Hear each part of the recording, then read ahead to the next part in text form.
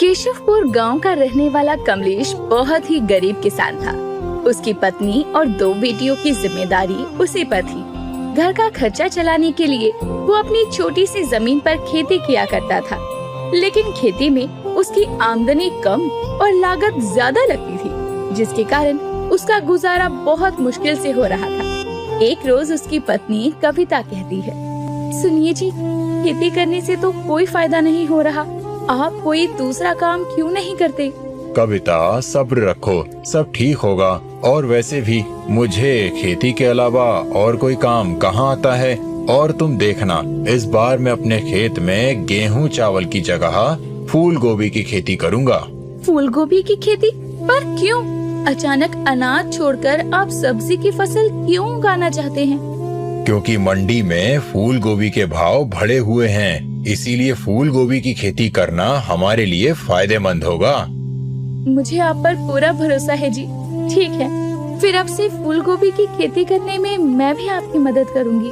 कमलेश इस बार अपने खेत में फूल गोभी की खेती करने के लिए गांव के एक सेठ से पैसे उधार लेता है और बहुत मेहनत करके अपने खेत में फूल गोभी की फसल उगाता है। लेकिन फूल गोभी तैयार होने से पहले ही उसमें कीड़े लग जाते हैं और देखते ही देखते सारी फूल गोभी की फसल बर्बाद हो जाती है। अपनी बर्बाद फसल को देखकर कमलेश बहुत दुखी और निराश हो जाता है। हे भगवान, सारी फूल गोभी की फसल बर्बाद हो गई। अब मैं क्या करूं?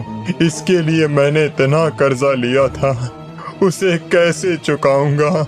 मेरी तो सारी मेहनत पर पानी फिर गया। अजी शांत हो जाइए, अब होने को कौन टाल सकता है? पापा, पापा, आप दुखी मत हो। हाँ पापा, आप दुखी मत हो, घर चलो ना पापा।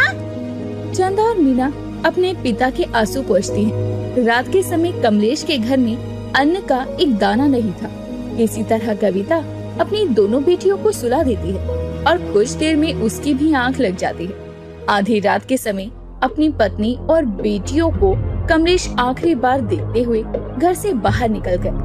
रात के अंधेरे में गांव की नदी पर जाकर छलांग लगाते हुए खुद को खत्म कर लेता है। सुबह जब कविता की आंख खुलती है तो कमलेश उसे अपने बिस्तर पर नहीं मिलती। जैसे ही वो घर के बाहर जाती है तो गांव में रहने वाला गुल्लू भागते हुए वहां आता है। कविता भाभी, गांव की नदी के किनारे कमलेश भैया की लाश मिली है। क्या?